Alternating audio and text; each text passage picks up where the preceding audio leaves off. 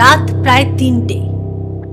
উচ্চতা ১৬,০০০ ফুটেরও বেশি।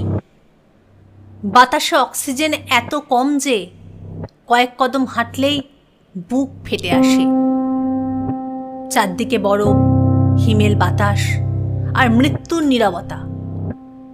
ঠিক সেই সময় ভারতীয় সেনার একটি ছোট টহল দল ধীরে ধীরে এগিয়ে যাচ্ছিল কার্গিলের পাহাড়ি ঢাল বেয়ে। তাদের ধারণা ছিল বরফ গলার পর নিয়মিত টহল দিচ্ছেন তারা, কিন্তু কয়েক মিনিটের মধ্যেই পাহাড়ের ওপরে থাকা অদৃশ্য শত্রুর গুলিতে ভেঙে যায় সেই নীরবতা। সেই রাতেই ভারত বুঝতে পারে এটি কোনো সাধারণ অনুপ্রবেশ নয়, এটি ছিল এমন একটি পরিকল্পিত সামরিক অভিযান যা দক্ষিণ এশিয়ার ইতিহাস বদলে দিতে পারত। কিন্তু প্রশ্ন হলো, পাকিস্তান কিভাবে এত উঁচু পাহাড় দখল করল? ভারত প্রথমে কেন বুঝতেই পারল না? আর শেষ পর্যন্ত কিভাবে অসম্ভবকে সম্ভব করেছিল ভারতীয় সেনাবাহিনী? আজকের এই পর্বে আমরা জানব ১৯৯৯ সালের কার্গিল যুদ্ধের সেই অজানা কাহিনী, যেখানে বন্দুকের পাশাপাশি লড়াই করতে হয়েছিল বরফ, অক্সিজেনের অভাব এবং মৃত্যুকে সঙ্গে নিয়ে।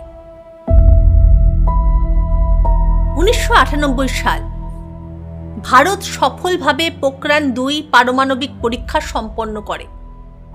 কিছুদিন পর পাকিস্তানও নিজেদের পারমাণবিক শক্তির প্রদর্শন করে। দুই দেশই এখন পারমাণবিক অস্ত্রধারী। বিশ্বের অনেক বিশেষজ্ঞ মনে করেছিলেন এবার হয়তো বড় যুদ্ধের সম্ভাবনা কমে যাবে, কিন্তু বাস্তবে ঘটেছিল ঠিক উল্টোটা। পাকিস্তানের সামরিক নেতৃত্বের একাংশ বিশ্বাস করেছিল পারমাণবিক অস্ত্র থাকার কারণে ভারত পূর্ণাঙ্গ যুদ্ধ শুরু করতে সাহস করবে না। এই ধারণার উপর ভিত্তি করেই তৈরি হয় একটি গোপন পরিকল্পনা। শীতকালে কার্গিল অঞ্চলের বহু উচ্চচূড়া প্রচণ্ড তুষারপাতের কারণে উভয় পক্ষই সাময়িকভাবে খালি করে রাখত। পাকিস্তানের পরিকল্পনা ছিল সেই খালি অবস্থানগুলো গোপনে দখল করে নেওয়া এবং বরফ গলে গেলে ভারতকে অবাক করে দেওয়া। তাদের লক্ষ্য ছিল শ্রীনগর লেহ মহাসড়ককে নজরদারির মধ্যে এনে লাদাখের সঙ্গে ভারতের যোগাযোগ দুর্বল করে দেওয়া। ১৯৯৯ সালের মে মাস, স্থানীয় এক পশুপালক পাহাড়ে অচেনা কিছু লোকের উপস্থিতি লক্ষ্য করেন। প্রথমে অনেকেই ভেবেছিলেন তারা হয়তো জঙ্গি, কিন্তু যখন ভারতীয় সেনার টহল দল সামনে এগোয় তখন স্পষ্ট হয়ে যায় বিষয়টি অনেক বড়। শত্রুরা শুধু পাহাড়ে লুকিয়ে নেই, তারা শক্তিশালী বাংকার তৈরি করেছে, ভারী অস্ত্র নিয়ে বসে আছে। সবচেয়ে বড় কথা, তারা এমন উচ্চতায় অবস্থান করছে যেখানে নিচ থেকে আক্রমণ করা প্রায় আত্মঘাতী। কার্গিল যুদ্ধের সবচেয়ে বড় শত্রু শুধু পাকিস্তানি সেনা ছিল না, সবচেয়ে বড় শত্রু ছিল প্রকৃতি। ১৬ থেকে ১৮,০০০ ফুট উচ্চতায় অক্সিজেন প্রায় অর্ধেক। একজন সৈনিকের শরীর দ্রুত দুর্বল হয়ে পড়ে। বরফে ঢাকা খাড়া পাহাড় বেয়ে রাতের অন্ধকারে উঠতে হতো। পিঠে ২৫ থেকে ৩০ কেজি ওজনের অস্ত্র ও গোলা বারুদ। অনেক সময় গুলি লাগার আগে কেউ কেউ ক্লান্তি বা ঠান্ডায় অসুস্থ হয়ে পড়তেন। তবু থেমে থাকেননি তারা, কারণ তারা জানতেন যদি এই পাহাড়গুলো পুনরুদ্ধার করা না যায় তাহলে বিপদ আরো বাড়বে। ভারত শুরু করলো অপারেশন বিজয়। লক্ষ্য একটাই, প্রতিটি দখল হওয়া পাহাড় আবার ফিরিয়ে আনা। এটি ছিল বিশ্বের অন্যতম কঠিন পাহাড়ি সামরিক অভিযান। প্রথমে আর্টিলারি দিয়ে শত্রুর অবস্থানে ব্যাপক গোলাবর্ষণ করা হয়। এরপর রাতের অন্ধকারে শুরু হতো পদাতিক বাহিনীর আরোহণ। অনেক সময় কয়েক ঘন্টা নয়, পুরো রাত লেগে যেত মাত্র কয়েকশো মিটার এগোতে। প্রতিটি পাথরের আড়ালে লুকিয়েছিল মৃত্যু। কার্গিল যুদ্ধের সবচেয়ে পরিচিত নাম টাইগার হিল। এই পাহাড়ের উচ্চতা এবং অবস্থান এমন ছিল যে এখান থেকে বিশাল এলাকা পর্যবেক্ষণ করা সম্ভব। শত্রুরা ভেবেছিল এই অবস্থান কখনো হারাবে না, কিন্তু ভারতীয় সেনা অসম্ভব এক পরিকল্পনা নেয়। সামনের দিক থেকে আক্রমণের পাশাপাশি একটি দল প্রায় খাড়া পাথরের দেয়াল বেয়ে পেছনের দিক দিয়ে উঠে যায়। রাতের অন্ধকারে দড়ি আর বরফের সাহায্যে তারা এমন পথ ব্যবহার করেছিল যা শত্রুরা কল্পনাও করেনি। ভোর হওয়ার আগেই শুরু হয় তীব্র লড়াই। শেষ পর্যন্ত টাইগার হিলে আবার উঠতে থাকে ভারতের পতাকা। এই বিজয় পুরো যুদ্ধের মোড় ঘুরিয়ে দেয়। কার্গিল যুদ্ধ শুধু মানচিত্রের লড়াই ছিল না, এটি ছিল অসংখ্য ব্যক্তিগত সাহসিকতার গল্প। অনেক তরুণ অফিসার ও জওয়ান সামনে থেকে নেতৃত্ব দিয়েছিলেন। কেউ আহত অবস্থায়ও এগিয়ে গেছেন, কিন্তু শেষ পর্যন্ত লড়াই চালিয়ে গেছেন। ক্যাপ্টেন বিক্রম বাত্রার বিখ্যাত উক্তি, "ইয়ে দিল মাঙ্গে মোর" শুধু একটি বাক্য ছিল না, এটি পুরো যুদ্ধের প্রতীক হয়ে ওঠে।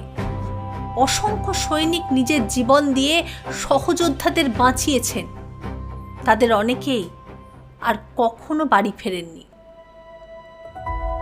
শুরুতে যুদ্ধ ছিল মূলত স্থল বাহিনীর, কিন্তু পরিস্থিতি জটিল হওয়ায় ভারতীয় বিমান বাহিনীও অভিযানে যোগ দেয়। শুরু হয় অপারেশন সফেদ সাগর। এত উচ্চতায় যুদ্ধ বিমান পরিচালনা করা ছিল অত্যন্ত কঠিন। পাহাড়ের কারণে লক্ষ্যবস্তু দেখা কঠিন। ক্ষেপণাস্ত্রের গতিপথ প্রভাবিত হচ্ছিল। তবুও ধারাবাহিক বিমান হামলায় শত্রুর রসদ সরবরাহ দুর্বল হয়ে পড়ে। স্থলবাহিনীর অগ্রযাত্রা অনেক সহজ হয়। যুদ্ধ যত এগোচ্ছিল, আন্তর্জাতিক মহলের দৃষ্টি ততই কার্গিলের দিকে ঘুরে যাচ্ছিল, কারণ দুই দেশই তখন পারমাণবিক শক্তিধর। বিশ্বের আশঙ্কা ছিল পরিস্থিতি নিয়ন্ত্রণের বাইরে চলে যেতে পারে। ভারত সীমান্ত অতিক্রম না করে শুধুমাত্র নিজের দিকে দখল হওয়া এলাকা পুনরুদ্ধারের কৌশল গ্রহণ করে। এই সিদ্ধান্ত আন্তর্জাতিক পর্যায়ে ভারতের অবস্থানকে আরও শক্তিশালী করে। ক্রমশ পাকিস্তানের ওপর কূটনৈতিক চাপ বাড়তে থাকে। অবশেষে তাদের সেনাদের সরে যেতে বাধ্য করে। 26শে জুলাই 1999 ভারত ঘোষণা করে কার্গিল অভিযান সফল। আজও দিনটি কার্গিল বিজয় দিবস হিসাবে স্মরণ করা হয়। কিন্তু এই বিজয়ের মূল্য ছিল অত্যন্ত বড়। অনেক পরিবার তাদের প্রিয়জনকে হারিয়েছে, অসংখ্য সৈনিক আহত হয়েছে। এই যুদ্ধ ভারতের প্রতিরক্ষা ব্যবস্থায় গুরুত্বপূর্ণ পরিবর্তনের পথ খুলে দেয়। সীমান্তে নজরদারি বাড়ানো হয়, উচ্চ পার্বত্য অঞ্চলে মোতায়েন ব্যবস্থা উন্নত করা হয়, গোয়েন্দা সমন্বয় শক্তিশালী করা হয়। কার্গিল যুদ্ধ সম্পর্কে অনেকেই মনে করেন এটি ছিল শুধু ভারত ও পাকিস্তানের আরেকটি যুদ্ধ, কিন্তু বাস্তবতা অনেক গভীর। এটি ছিল এমন এক যুদ্ধ যেখানে প্রতিটি পাহাড় ছিল একটি দুর্গ, প্রতিটি পদক্ষেপ ছিল মৃত্যুর সঙ্গে বাজি, আর প্রতিটি বিজয় এসেছিল অকল্পনীয় ত্যাগের বিনিময়। হয়তো ইতিহাসের পাতায় আমরা শুধু কয়েকটি নাম মনে রাখি, কিন্তু সেই বরফ ঢাকা পাহাড়ে হাজারো অজানা সৈনিকের ঘাম, রক্ত এবং সাহস মিশে আছে। তাদের কারণেই আজ কার্গিল শুধু একটি যুদ্ধের নাম নয়, এটি দৃঢ় সংকল্প, আত্মত্যাগ এবং অসম্ভবকে জয় করার প্রতীক। আমি সংগ্রামিকা। আপনি যদি এই ধরনের অজানা ঐতিহাসিক ঘটনা, গোপন সামরিক অভিযান এবং বাস্তব ইতিহাসের ডকুমেন্টারি দেখতে পছন্দ করেন, তাহলে ভিডিওটি ভালো লাগলে একটি লাইক করুন, আপনার মতামত কমেন্টে জানান এবং ইতিহাসের আরও অজানা গল্প জানতে আমাদের সঙ্গে থাকুন। কারণ ইতিহাস শুধু অতীতের গল্প নয়, ইতিহাসই বলে দেয় একটি জাতি কত বড় মূল্য দিয়ে তার বর্তমানকে রক্ষা করেছে। দেখা হচ্ছে নেক্সট ভিডিওতে। ভালো থাকবেন। ধন্যবাদ।